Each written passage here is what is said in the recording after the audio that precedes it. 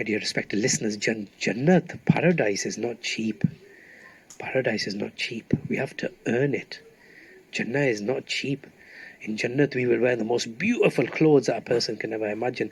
Our faces will be beautified and noor will be put on our faces in the way that we cannot imagine. Jannat is full of happiness and good times and no illness and no sickness. In Hadith, it's mentioned that on the day of Qiyamah, 4 announcements will be made. On the day of judgment, 4 announcements will be made. Announcement number 1 will be that for you it has been decreed that you shall remain fit and healthy forever. You will never get sick.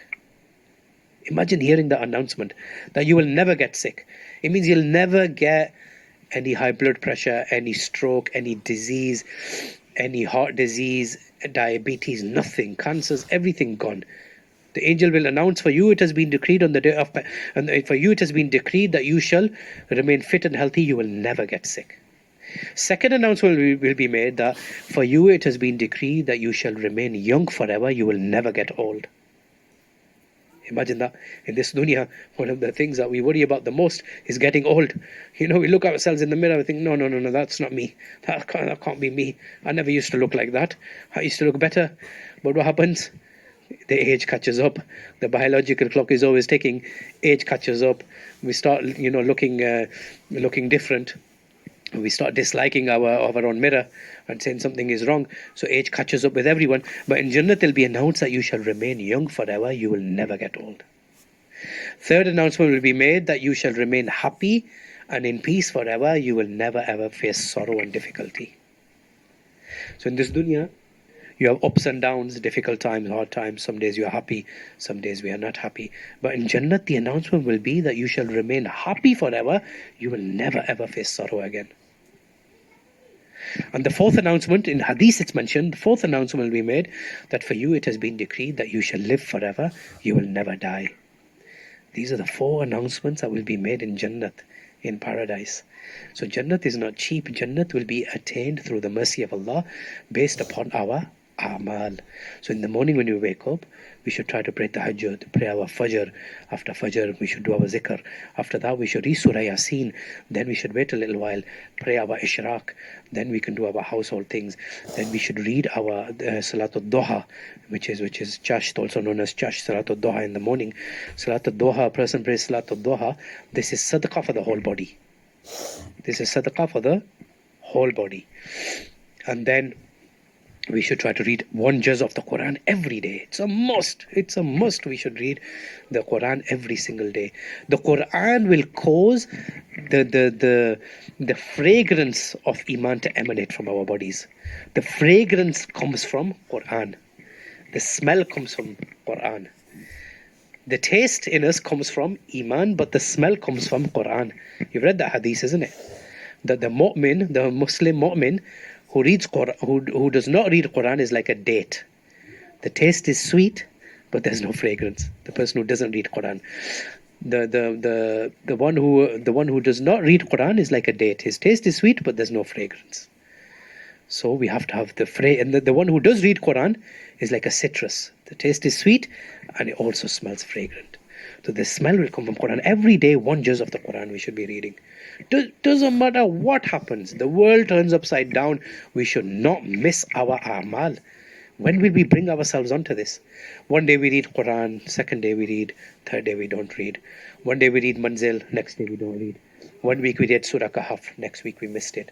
One day we read Tahajjud, then we didn't read again for many months. What kind of a'mal is this? Allah loves the a'mal. We do small amount of a'mal, but we do it consistently. Allah loves this more than the a'mal. We do a lot, but then we don't do it again with istiqamat. We have no consistency in our a'mal. So bring our life under a'mal. We'll see the benefits of this in the dunya, and we'll see the benefits of this in the akhirah also. Allah will give barakah in this life.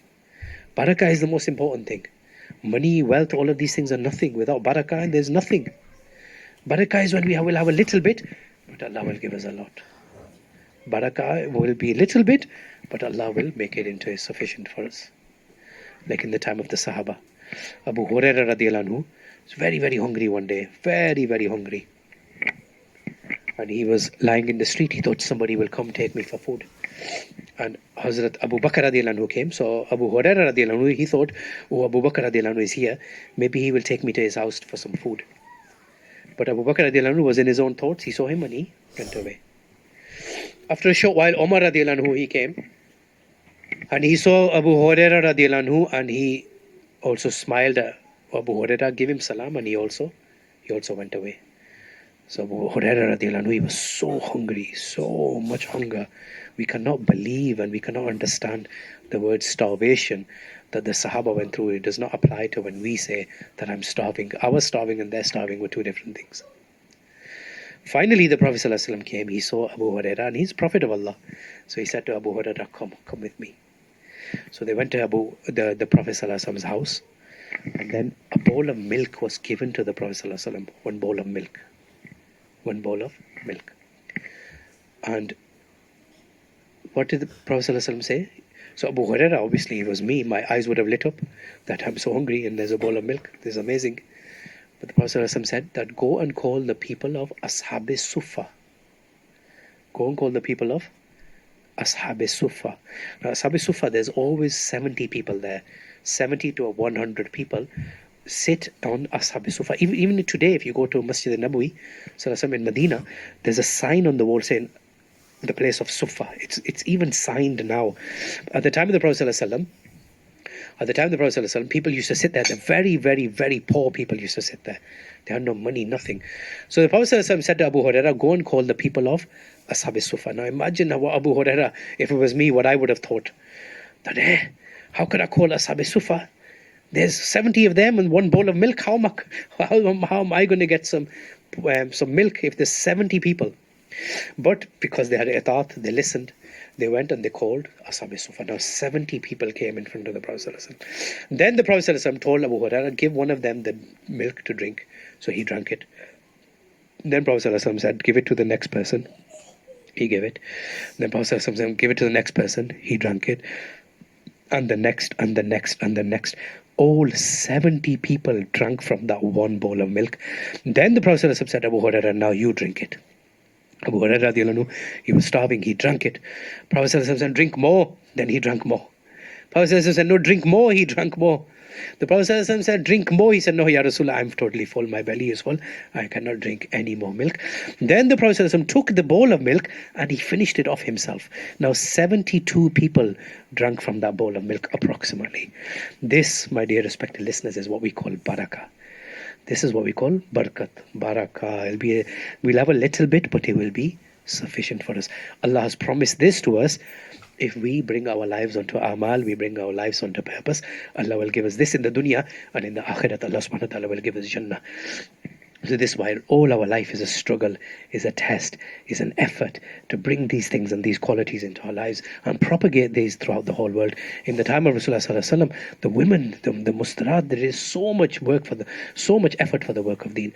The first person to accept Islam was a lady, Hazrat Khadija radiallahu anha. The first person to achieve martyrdom, to become shaheed, such a high status. The first person to become shaheed in Islam was also a lady, Hazrat Sumayya radiallahu anha. And all the Sahabiya, they give so much they give for the sake of deen, so much qurbani and so much sacrifice for the deen. So Allah Ta'ala will use whoever is willing to put themselves forward, Allah will use them for the work of deen. So one is to do the deen and one is to do the work of deen. The people that do the work of deen are higher than the ones that are just practicing upon the deen. So we want to be accepted for this, we have to give some time in the path of Allah subhanahu wa ta'ala.